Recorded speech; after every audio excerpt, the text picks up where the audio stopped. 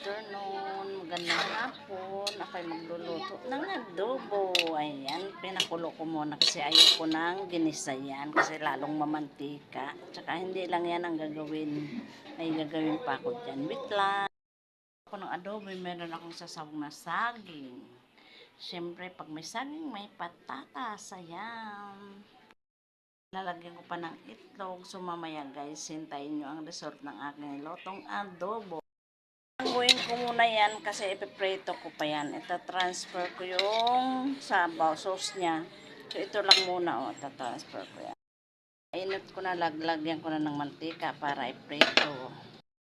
Lagay ko na yung pipritohin ko. Guys, kailangan natin halo-haloin para mag-brown.